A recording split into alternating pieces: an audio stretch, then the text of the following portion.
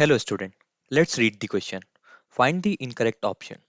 सवाल हमसे पूछ रहा है कि नीचे दिए गए चार ऑप्शन में से एक स्टेटमेंट है जो कि गलत है। तो हमें समझना होगा पहले कॉन्सेप्ट को, फिर हम इन स्टेटमेंट को पढ़ेंगे कि आखिर इनमें से कौन सा स्टेटमेंट है वो सही इन्फॉर्मेशन दे रहा है और कौन सा स्टेटमेंट है जो कि गलत इन्फॉर्मेशन दे रहा है।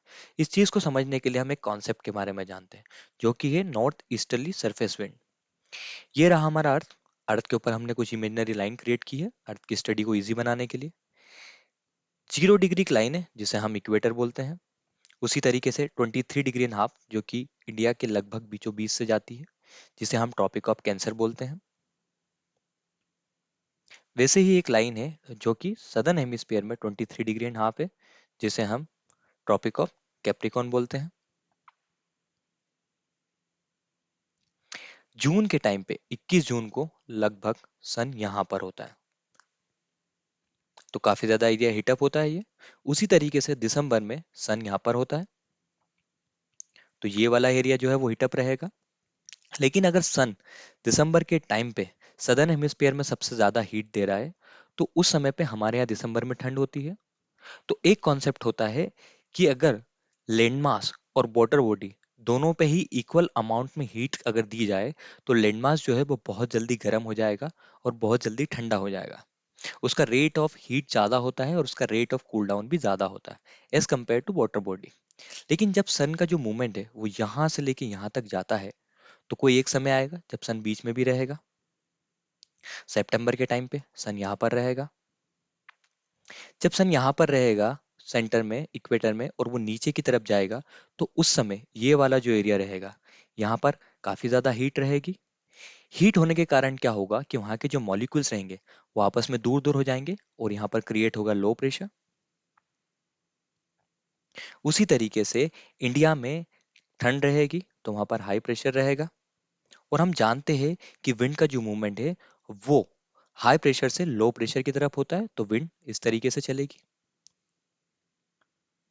एक और कॉन्सेप्ट होता है कि जब भी विंड का मूवमेंट होता है तो उस पर कॉरियोलिस इफेक्ट लगता है, जो कि नदर्न हेमिस्फीयर में राइट साइड होता है और सदर्न हेमिस्फीयर में लेफ्ट साइड होता है। तो इंडिया नदर्न हेमिस्फीयर में लाई करता है। तो यहाँ पर से जो हवाएं है वो जब नीचे की तरफ आएगी इक्वेटर की तरफ आएगी, तो राइट हैंड साइड उनका मूवमेंट रहेगा।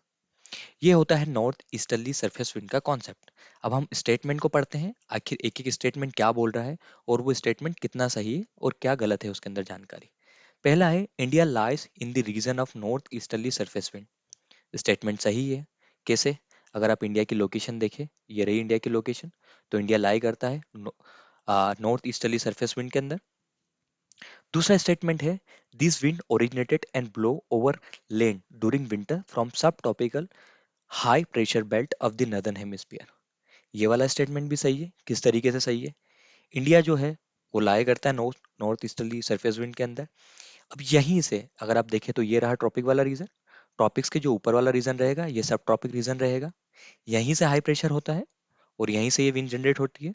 तो इस कारण ये स्टेटमेंट भी सही है कि यहाँ से सब ट्रॉपिकल हाई प्रेशर बेल्ट से ही ये विंड जो है वो ओरिजिनेट होती है लैंड के ऊपर। हाँ, लैंड के ऊपर होती है, सही बात है। तीसरा ऑप्शन है this wind blow southward and get deflected to the right due to Coriolis force. अब क्योंकि ये नदर्न हेमिस्फीयर है और इंडिया के ऊपर हाई प्रेशर जनरेट हो रहा है, लो प्रेशर की तरफ जा रही है, तो ये साउथवर्ड मूवमेंट होगा इनका, सही है। ये राइट की तरफ डिफ्लेक्ट करेगी क्योंकि नदर्न हेमिस्फीयर में कोरियोलिस फोर्स राइट की तरफ लगता है, तो ये स्टेटमेंट भी सही है। यानी कि हमारे पास लास्ट स्टेटमेंट बचा है जो बोलता है then this wind move towards the equatorial high pressure region. अब ये स्टेटमेंट गलत है। किस तरीके से ये स्टेटमेंट गलत है? देखते हैं इसका कारण क्या है। हमने क्या देखा था कि विंड का जो फ्लो है वो हाई प्रेशर से लो प्रेशर की तरफ होता है।